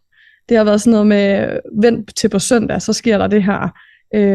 Og har været sådan, jamen hvad er det, der sker på søndag? Vi har aldrig været helt afklaret med, hvad der sker på søndag, men mine små piger, som jo er sådan noget 14 år, ikke? Altså sådan, de tager det jo til sig, og bliver super presset, og bliver bange, og jamen havde faktisk ikke rigtig lyst til at være der, hvilket jeg synes var et kæmpe problem, fordi det var det, jeg sådan vil have, er det allervigtigste, at vi synes, det er pisse sjovt, og vi netop vil gøre alt for at stå lige præcis der. Ja. Det er simpelthen så, altså jeg bliver så vred, når jeg hører om, altså jeg bliver inderligt sådan vred, jeg koger, når jeg hører, at mennesker, de har sådan et kedeligt liv. Ja. Altså, hvor jeg har sagt sådan, 1, det har ikke noget med det at gøre, overhovedet. 2, de videoer, du lægger ud, er ikke engang fra dit eget dansehold, så der er ikke blevet taget noget fra dig, så sådan, bland dig udenom. 3, du siger heller ikke, at du har taget noget, for det har du ikke. 3, sådan, hvis man har noget at sige, så kom op in front. Hvis du har så meget i din mund, så kom op til mit ansigt. Altså hvis jeg har problemer med folk, så går jeg op til dem. Så går jeg op og siger til den person, jeg har et problem med, jeg har et problem med dig. Fordi du har gjort sådan og sådan og sådan. Vi har sgu da også prøvet, at der er nogen, der har taget nogle ting fra mine hold af. Nogle ting er jeg lidt ligeglad med, fordi jeg er sådan lidt, ja, det sker. Det skal sgu ske, når man ligger i toppen. Sådan er det bare. Og andre ting, der har jeg måske været sådan, det er måske lidt usmart det der, men så er jeg jo gået hen og taget fat i personerne og været sådan, det der synes jeg måske ikke er så fedt. Jeg har ikke noget imod dig overhovedet. Men det ville være rigtig fedt, hvis I lige gad at lave det her om, fordi det synes jeg måske lige var over grænsen. Det var over min grænse i hvert fald. Men så går jeg jo op til personen, så går jeg jo ikke hen til min best friend og siger, ej, har du set det her? Og så kan den sige det videre. Hvor skal personen så vide det fra? Så kommer det jo aldrig til at stoppe. Jeg bliver så vred, når jeg hører om sådan noget her. Jeg bliver virkelig sådan, kom op in front, hvis man har noget at sige. Altså, jeg synes bare, man har et kedeligt liv, når man gider at bruge tid på sådan noget der. Jeg synes virkelig, man skal finde sådan noget andet at gå op i. Altså, gud og finde Pokémon. Ja, men det er jo også vigtigt at sige, at det er jo også ulovligt, det personerne har gang i. Altså, vi kan snakke meget, men det er jo, altså, det er fucking ulovligt. Og jeg håber virkelig, at folk, der lytter til det her, samtlige danskskoler, samtlige trænere, indfører en nul-tolerance politik. Og hvis de ikke allerede har det nu, så er det også forkert. De skal i gang, vi skal stoppe, fordi det, jeg synes, du er meget sød omkring det, Lisa, men det er fucking sindssygt, hvis jeg skal sige det med en ord. Fordi, jeg fik virkelig ondt i maven over det, og også sådan, du ved, i kølvandet på det, der er sket for dig, Lisa, så kom der alle de her nye TikTok-kanaler. Og der bliver jeg også bare, altså sådan, det er ikke fordi, så kan det godt være, at nogle af dem kun, de står for kærlighed og skriver det i bio og sådan noget, men jeg får bare virkelig ondt i maven, fordi der er nogen her, der bliver ked af det, og der er nogen det her, det skal gå ud over, og de der TikTok-sounds, de nu bruger, der er også noget negativt lavet i dem, uanset om det er 12-årige barn eller 10-årige barn, der ikke forstår det. Jeg havde et snak med mit børnehold, og hvor jeg var sådan, jeg kan se nogle af jer, I har kommenteret Raid Wars kostymer, Raid Wars og sådan noget. Så sådan, jamen, prøv at tænke så hvis, at I så får noget dårligt. Altså sådan, hvor fedt er det for jer, og hvor fedt er det for mig, og alle involverede. Så jeg synes bare, det er virkelig vigtigt, at folk virkelig ved, hvordan vi skal begå os på sociale medier, og tager lang afstand fra det, der sker med Alicia. Fuldstændig enig. Og jeg har også set det ske for mange igennem tiden. Nu er det bare sådan, det første gang, jeg oplever det til så voldsom en grad. Men jeg har jo set og hørt det ske sådan generelt. Altså det er jo en generelt ting, der sker i danseverdenen, desværre. Og det er også derfor, vi talesætter så meget, som vi gør. Og nu er det bare første gang, det virkelig så voldsomt rammer mig. Så den forstand er den sådan lidt uvandt. Men jeg tror, at det, der sådan også virkelig gjorde mig irriteret, hvor jeg blev frustreret, det er også den der følelse af, at for det første, så har vi faktisk ikke et eneste trin med for deres koreografi. Tøjet er ikke det samme, musikken er ikke det samme, vores formationer er ikke det samme. Altså sådan, der er ingenting, der er intet hold i noget som helst af det. Og der tror jeg bare, jeg fik sådan en, men folk, der ikke har set mit show, og ikke har set til turneringerne, I har alle sammen set mit show, jeg har set mit show, altså sådan dem, der er der, de ved det, og vil være sådan her, okay, what the fuck. Men folk udefra vil bare lige pludselig se mit navn, og se Shades navn, og i forbindelse med plagiat, og vil ikke vide bedre. Ligesom hvis man siger noget videre til en, der ikke kender den anden, altså sådan, så har de en førstehåndsindtryk af det her. Og det tror jeg følte var så irriterende, og gav mig sådan en knude i maven, fordi det kæmpe arbejde, man har stået med for at lave de koreografier, så vi alle sammen godt ved, jeg følte, jeg blev skidt ned ad ryggen. Hvis jeg skal være helt ærlig, jeg følte, jeg virkelig havde sådan en, er det seriøst? Altså sådan, kan hold nu op, hvis jamen jeg fik bare virkelig sådan en, det synes jeg var så langt ude, og så tror jeg også, at jeg har været bedre til sådan, jeg trak den til en grænse, fordi jeg ved, at danseverdenen er sådan, og jeg har hørt det ske rigtig, rigtig mange gange for andre mennesker, og så fik jeg bare sådan, jamen jeg var egentlig forberedt på, at det nok skulle ske i en eller anden omfang desværre, selvom at det jo helst ikke skal derhen, så var jeg egentlig forberedt på, at der nok skulle komme et eller andet på et eller andet tidspunkt, når mine piger klarede sig så godt, som de gjorde. Jeg fik også sådan rigtig stort et gitter op, når det så ramte mine piger. Altså en ting er, at de så kan klandre mig, hvilket selvfølgelig heller ikke er okay, og det er dødulovligt, og sige alt muligt, og komme med usande påstande, og det ene og det andet, men anden ting er også, når de så begynder at tagge mine 14-årige piger, og så skrive til dem, og harass dem, der kan jeg bare mærke, at jeg får instantly sådan en, det kan jeg simpelthen ikke være med i, så skal det bare stoppe. Det skal bare stoppe. Ja, fordi hvis jeg lige må bryde ind, Alicia, du fortalte jo faktisk mig, at I helt overvejede at trække jer fra konkurrencen på grund af det her. Ja, vi var faktisk så nervøs, eller mine piger var så nervøse, at jeg også følte, at jeg sådan kom meget på overarbejde om, sådan, hvad fanden gør vi her? Og det sjove røg lidt ud af billedet af det, fordi pigerne var bange for, at vi fik trusler om, at der ville ske noget på søndag. Og vi er sådan, hvorfor kommer vedkommende ikke bare og siger noget? Hvorfor tager de ikke fat i os? Men det gør de selvfølgelig ikke, fordi at de ikke tør. Og det er også derfor, man har en anonym profil bag sådan en TikTok-profil.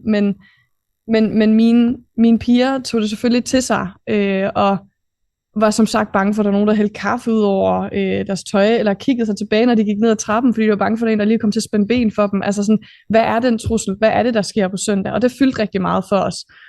Og jeg prøvede at tage dem udenfor. Vi har sådan en tradition, hvor vi går udenfor inden alle turneringer, fordi at jeg gerne vil have, at børnene bliver nervøse eller spændt, som Asbjørn siger, men de skal ikke blive for overnervøse. Så jeg tager dem udenfor, og så har vi sådan en lille sing-off til en sang, hvor vi bare synger og skråler og får varmen. Og der satte jeg Taylor Swift på med Shake It Off, som handler om det her med, at haters gotta hate nogle gange, og at man skal bare shake it off og huske på, at man har det sjovt, og at man står ved sin egen værdier, og man er et godt menneske, og man står for de rigtige værdier. Og så må resten nogle gange tale, og så skal man simpelthen ryste af sig. Så jeg prøvede alt muligt. Jeg havde en helt gameplan og en strategi med på dagen, for simpelthen at få mine piger i så god udrustning som muligt, men det fyldte desværre rigtig meget på dagen. Jeg kunne også se det på dem, da de gik på gulvet, at det gik ind mentalt i kroppen af dem, og de dansede ikke, som de plejede at danse. Til anden rangliste. Det gjorde de bare ikke. Og hvilket jo er klart. Og jeg kan jo tage det, som jeg kan, og jeg er også ældre, og jeg tager det ikke så personligt ind på den måde, men også fordi jeg er jo gammelbegavet i den her dansebranche nu, så jeg ved, at sådan nogle ting kan ske, men de ved bare ikke bedre. Og de har faktisk, de er jo i gang med at starte en karriere for noget dans og snuse ind til, hvad det her er. De er ikke professionelle, de lever ikke af det, de har ikke prøvet de her ting før, de er ikke træner for noget. De har ikke den rolle, og de er ikke ældre, så for dem fylder det bare sindssygt meget. Ja. Det er virkelig tarveligt, også bare sådan, uanset hvad man lægger op, og hvad man skriver, selvom man gør det i en god gerning, så udstiller man jo nogen på et eller andet punkt. Men folk skal også slappe af. Slap nu af. Det er bare dans, og vi gør det for sjov. Og vær nu bare i det for jer selv, og ikke for alle andre. Det handler jo kun om, hvad I gør, og ikke hvad alle andre laver. Ja. Vi går til konkurrencer for sjov, for os for at vinde, men det er jo for sjov først og fremmest. Så jeg kan slet ikke forstå, at nogen har det her vilde behov for overhovedet at gå op i, hvad der foregår, for eksempel hos Let's Dance, eller hos andre steder. Ja, eller man ikke kan unde andre det. Altså jeg kan egentlig godt forstå, hvis jeg nu, det har jeg ikke, men hvis jeg nu for eksempel havde taget et stykke af en dans, hvis jeg nu har taget nogle otter i en eller anden dans af noget, så synes jeg egentlig faktisk også, det er okay i en vis forstand, men det er jo min personlige mening, at der er en, der går op og så siger, det her det er altså plagiat af det her, og simpelthen melder mig for det.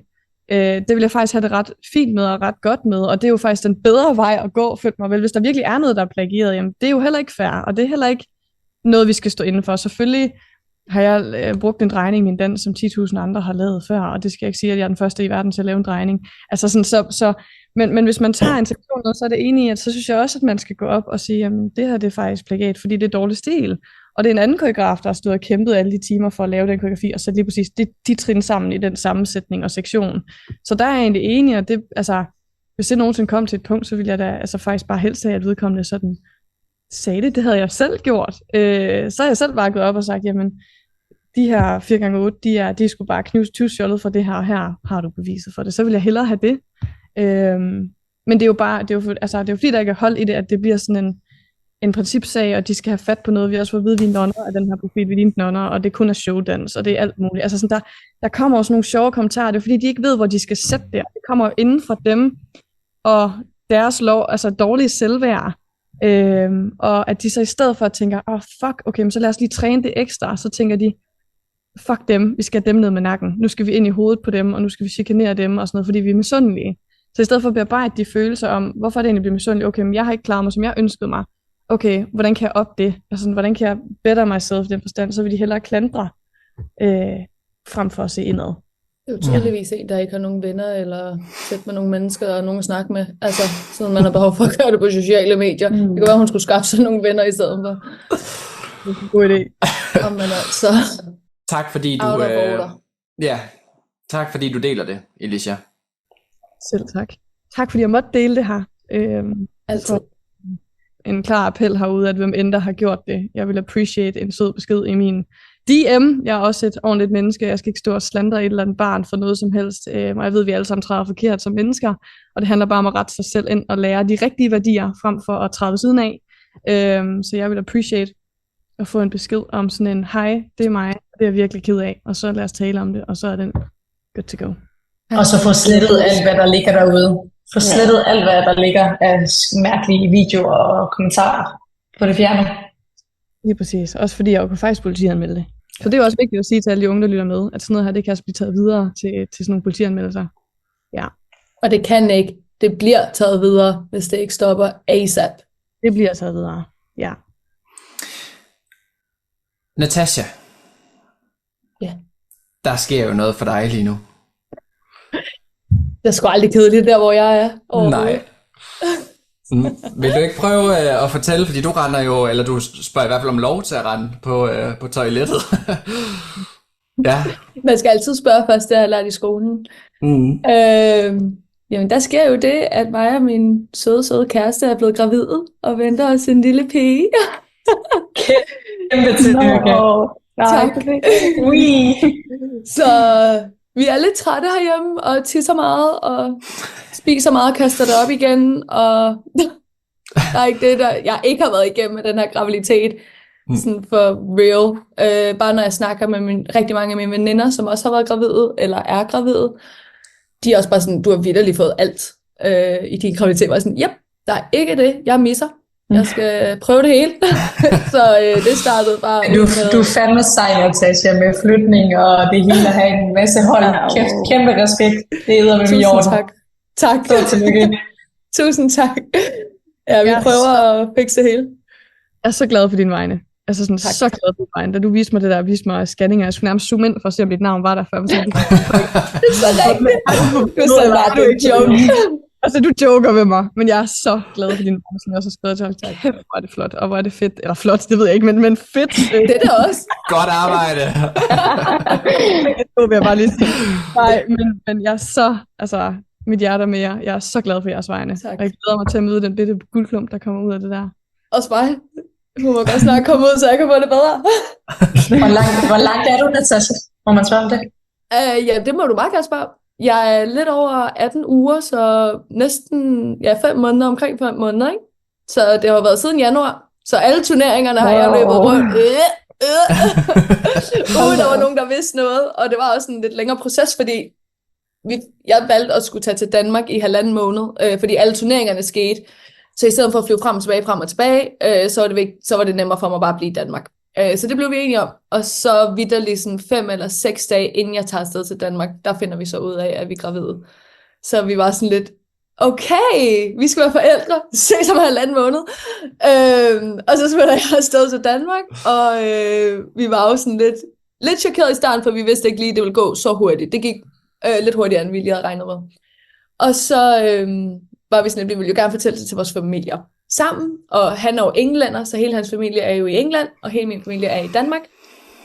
Men så kom han så til Danmark til min fødselsdag, som først var i april, så vi kunne først fortælle min familie det i april måned, og så skulle han jo vente på, at jeg kom tilbage til England, og så kunne vi fortælle hele hans familie det. Og så kunne det ligesom sådan blive offentliggjort, så familien i hvert fald ikke skulle have det videre af alle mulige andre, ikke? Og så de bedste venner, dem har vi lidt måtte FaceTime med, alt efter hvilket land vi var i.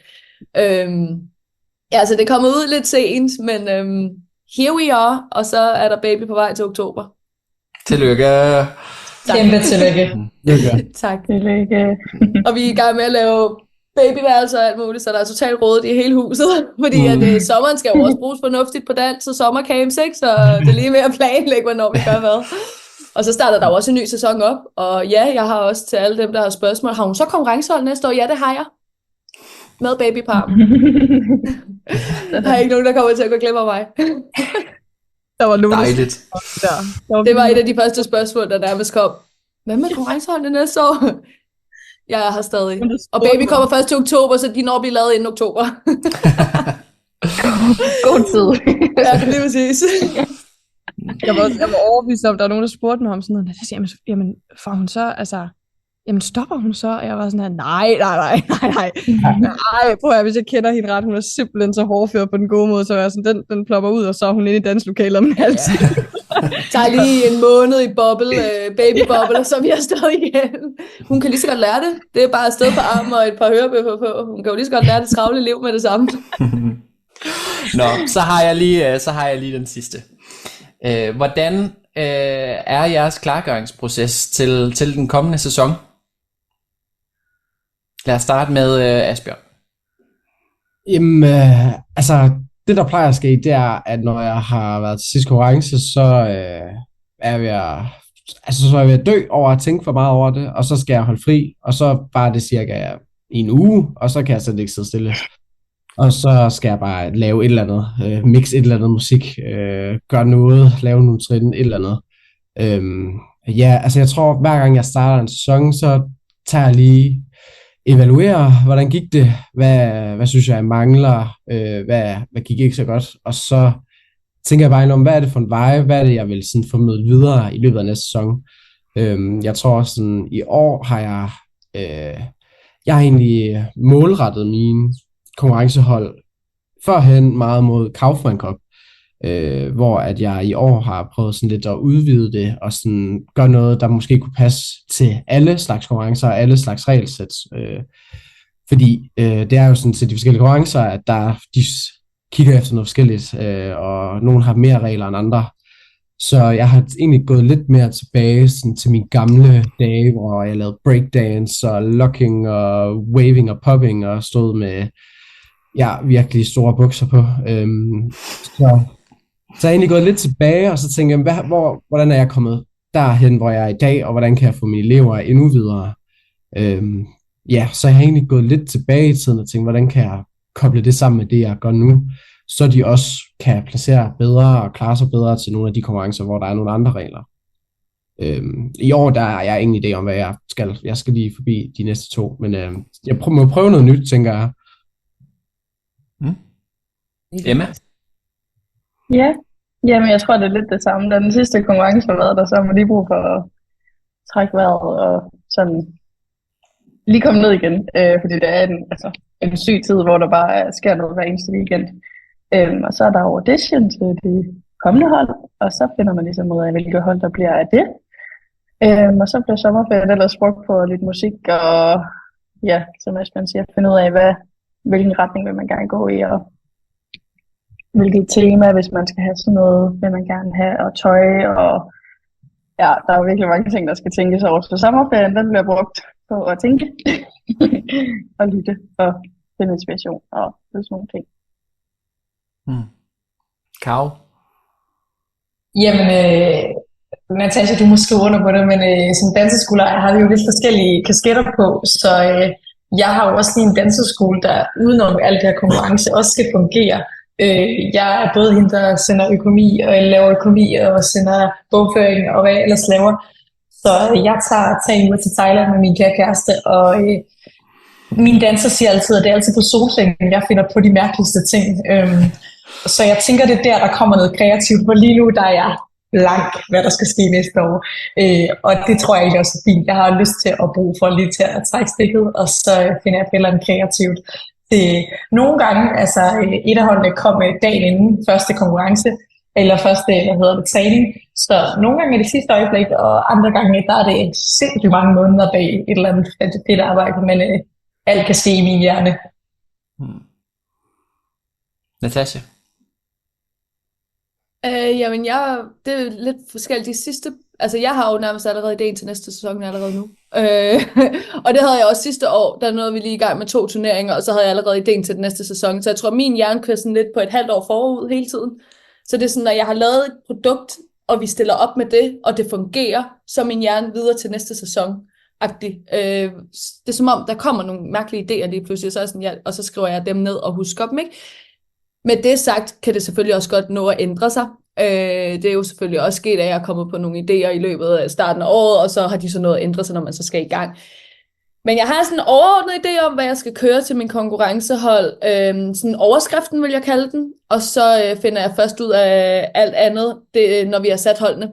Fordi jeg laver det også meget efter, hvilke danser jeg har. Så jeg har meget behov for at se, hvem der står på holdet, hvordan er dynamikken i holdet, hvad for nogle kropstyper har jeg på holdet, hvad for nogle personligheder har jeg på holdet, og så laver jeg det lidt efter, hvad for nogle mennesker jeg har, og hvad jeg synes, der lige passer til dem det år, men jeg har allerede nogle idéer. Men jeg bruger stadig den første måned i hvert fald på lige at slappe af og lige komme ovenpå. Altså selvom ideen er der, og der er blevet skrevet ned, så tager jeg stadig det ikke, fordi jeg arbejder hver eneste dag, men så når den sidste turnering er danset, så er det klart, så skal man lige have et par uger, hvor man lige siger kobbel fra, og så kommer resten af produktet til en, ikke? Jeg tror faktisk, jeg har meget samme tilgang til det, som Natasha har, at jeg har også allerede en idé, og har haft i noget tid nu, om hvad der skal ske næste sæson. Og det svinger lidt fra sæson til sæson. Nogle gange så er jeg sådan lidt mere blank, og sådan, shit, og hvad skal jeg gå med? Jeg vil også gerne have det sådan, altså, lidt anderledes fra sidste år, og sådan, hvordan har forledet, som egentlig glæder lidt ind. Men i år har jeg egentlig haft en meget god idé om det, men tit de idéer, jeg har, ender med at blive lavet om.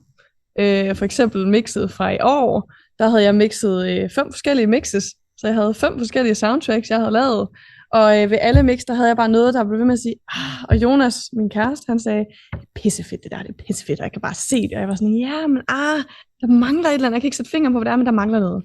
Og så gik jeg i gang med at mixe noget nyt, og jeg sådan, hvad så med det her, og går i gang med at mixe noget nyt, og var sådan, hvad så med det der, og så lige så havde man 5 ting, og nogle dage før vi så stod, og jeg skulle stå med mine kære damer, og skulle koreografere, og give dem noget af deres dans her, noget af det første, der kigger på Jonas, og så klokken er virkelig bag om aftenen, nærmest om natten, og det er der, jeg virkelig tit blomster op med mine idéer, desværre. Og der kigger på Jonas, og så siger jeg er ikke tilfreds, og Jonas han er bare synker ned i bordet, og sådan, det er løgn. Sådan, hvad gør vi så? Så jeg laver det om. Så det kan du da ikke. Og jeg var sådan, du skal stå der i morgen. Og jeg var sådan, jamen jeg kan ikke, jeg viber ikke med det. Og så mixer jeg det hele om, og så er jeg bare i mit S og i min zone. Så for mig der for eksempel var det mega last minute. Men jeg kørte bare med inspirationskilden, og den sad der bare, og så var jeg sådan her, det er det. Og synes det sad i skabet, og kunne virkelig mærke det, og så gik jeg bare i gang, og så kørte det derudad. Men andre gange er jeg lidt mere blank, men i år har jeg nogle idéer, og tror en vej, men tit så er det ikke den vej, jeg ender med at tage alligevel, så det er sådan lidt spændende. Men meget sådan det samme som Natasha, jeg tænker tit lidt forud, og har nogle planer om noget, selvom det godt tit kan ændre sig. Ja, og nogle gange kan det også spænde ben for en selv at have planer. Altså det er jeg jo også tit oplevet, når jeg også hjælper mine kære andre instruktører, som jeg også har på danseskolen, som også er konkurrencehold, og de har det her billede op i deres hoved, hvor jeg siger, jo, men det er jo ikke sikkert, det billede, det findes i musikken, hvis de har en eller anden sang op i hovedet, hvor jeg siger, men det er jo ikke sikkert, den sang, den er opfundet, så skal du til selv at lave den. Hvor at man nogle gange, hvis man har et eller andet billede af, den her vibe vil jeg gerne have, men man kan bare ikke finde den. Så nogle gange kan det også godt spænde ben for en, at man har et færdiglavet projekt, inden man overhovedet er gået i gang, men det der med, at man tør at løsne lidt op i sine tanker, mens man sidder og finder musikken, at man ikke bliver forstræbet for meget efter en eller anden skabelon, man har lavet. Synes jeg i hvert fald, har jeg bare haft meget erfaring med, at det kan spænde ben for en, hvis man har lavet det for færdigt, inden man er gået i gang. Fuldstændig enig. Den er også vigtig for mig, den der processen af, at jeg går også på ferie nu her, så jeg har tænkt en masse tanker om noget, og jeg går ikke i gang med at koreografere mange måneder før, fordi jeg ved, at jeg skal også virkelig være i det, for at færdiggøre det til, at jeg føler, at det bliver, hvad det bliver. Så det er sådan den der kreative space og zone, man sådan tager på, og så er man sådan her, nu er det nu. Den har jeg personligt behov for, er sådan meget kort og sådan intens, og sådan, så jeg virkelig kan dykke ind i det og være sådan her, de her dage her, og det her, det er der, jeg laver det her. Så jeg virkelig kan få lov til at være i det, frem for hvis det bliver mange måneder, så føler jeg det godt nogle gange, at jeg kan tabe tråden i det, og blive sådan, men nu synes jeg ikke det her, eller men hvad med den idé, og sådan noget. Så i stedet for, så har jeg behov for, at det bliver intenst. Så de måneder, jeg sådan bruger på at slappe af, det er også der, hvor jeg sådan, det ligger og gærer for mig, om det virkelig er det, eller om det ikke er, og så går jeg om den idé, jeg føler, det mest er, og så tuner jeg intenst ind der, når det er. Så det er sådan meget, meget hurtigt. Hvis jeg spørger nogle af mine piger, så går det meget stærkt, når jeg laver konkurrencedans. Vi starter ikke fra starten af sæsonen, der laver vi alt muligt teknik og alt muligt andet. Og så går det meget hurtigt, meget stærkt, og så får de den smidt, og så er det det, fordi så har jeg været kreativ, og jeg har været i min zone, og jeg var sikker, og følte mig inspireret og alt det der. Ja. Jeg synes det også, det der er vores... Go. Okay, jeg synes også, det er svært at sige, hvornår man bliver inspireret, for jeg synes så tit, jeg også tager mig selv i, og så ligger man måske til at sove, og så er man gud, ja, tager med telefonen, skriver ned, eller op og stå til den sang på, og danse et eller andet, eller man drømmer, og så vågner man om natten, og så har man drømt om den koreografi, man lavede i går, og skulle lige huske, at man skal altså have et eller andet med, eller sådan noget, så det er mega svært at sige, hvornår man også bliver inspireret, synes jeg. Ja, det var præcis det samme, jeg ville også have sagt nemlig. Med min voksengruppe, jeg har aldrig nogen startdato for dem, før jeg er blevet inspireret. Så de aner ikke, hvornår deres sæson går i gang, fordi det kan være i august, jeg er blevet inspireret, og så går vi i gang der. Det kan være det første i oktober, september, det har vi også prøvet, hvor så er det først der, vi går i gang. Og det er jo det, der lidt er problemet ved vores arbejde, det er, at det er kreativt, og du styrer ikke, hvornår du er kreativ. Du kan ikke sætte en dato og en tidspunkt på, hvornår du skal være kreativ. Så det er ikke sådan noget, det tog også lidt tid for min søde kæreste at forstå i starten. Han er slet ikke danser. Det der med sådan, kan du ikke bare lave det i morgen? Der har du 3 timer, hvor det er sådan, jamen det er jo ikke sikkert, jeg er kreativ i morgen. Altså på det tidspunkt, så sådan, jeg ved ikke, om jeg er kreativ i morgen på det tidspunkt. Jo, jeg sætter mig ned og prøver at gå i gang, men det er jo ikke sikkert, det kommer. Og det kan også være, at jeg sidder og lytter på noget musik der, men jeg er slet ikke inspireret. Men om 2 uger, så lytter jeg på samme musik, men der kan jeg høre den anderledes, og så er jeg sådan, den er mega fed, og så sidder det var den, du sad og hørte for 2 uger siden, hvor du ikke kunne lide den. Ja, men jeg hører den anderledes i dag. Altså, så man aner ikke, hvilken dag man hører hvad, og hvilken dag og tidspunkt man er kreativ på. Så det kommer, når det kommer. Altså, det ved mine elever også godt. Det der med, vi starter, når vi starter, fordi det kræver min hjerne til stede. Det er så rigtigt. Det er præcis samme med mig. Mine piger aner heller ikke, hvor det får til konkurrence. De spørger tit sådan noget, og så kommer vi hen mod september, og så siger de, ja, går vi snart i gang? Og jeg kan godt mærke, at jeg begynder at gå i panik, og min holdleder er også sådan her. Men hvad med tøj? Er sådan her, vi skal nok nå det. Ro på. Jeg skal bare lige have hovedet med, og være sikker på, hvad det er præcis, jeg egentlig sådan skal. Altså midt i år, det er fandme også kommet af underlige ting. Jeg så sådan en virkelig sej, et Mozart-show af Mozart, der spiller sin symfoniorkester, og jeg tænkte bare, fuck, det var sejt, og wow, at mennesker kunne det. Og så tunede jeg ind på det der Mozart-vibe, og hold kæft, de stod prægtigt der, og jeg tænkte, hold da op, og det gav et eller andet i mig, og så jeg en gyserfilm nogle uger efter, hvor der var sådan nogle aliens, der overtog jorden, og de var jo sådan helt grønne, og havde sådan noget grønt hår, og sådan noget, hvor jeg var sådan her, det var lidt sejt og lidt grungy, og jeg tog selvfølgelig ikke fuld alien-kostyme til mine damer, men det var sådan nogle underlige ting, der sådan blev smidt sammen af sådan noget, jeg kunne godt lide den stemning, og sådan det grønne farve satte sig på mig på en eller anden måde, de havde der grønne hår, og den der Mozart-vibe der med, de var så prægtige, og det var sådan en symfoniorkester af noget, hvor jeg sådan her, sejt, kan man gøre sådan her? Altså sådan aliens og Mozart-koncert i en. Jeg ved ikke helt hvordan, men lad os lige tygge på den. Altså, det kan komme sådan nogle underlige ting nogle gange, synes jeg. Altså, man tror kun, det kommer fra dans. Altså, det gør det bare ikke. Så kan det være, at solen er lilla, og man er sådan her, fedt mand. Jamen, lilla, det bliver min farve, og det får mig til at føle det her. Altså, det kan virkelig være random ting. Ja. Lad os sige tusind tak for jeres tid alle sammen, og for at være med til Dance News første hip-hop roundtable. Det har været mega fedt at se jer alle sammen. I lige måde. Tak for at skabe platformen, Nikolaj. Det er en kæmpe fornøjelse altid at give jer også platformen. Så tak, og vi ses til finalen den 15. juni. Alle sammen. Kæmpe held og lykke. Tak. Og i lige måde til alle. Ja, lige måde.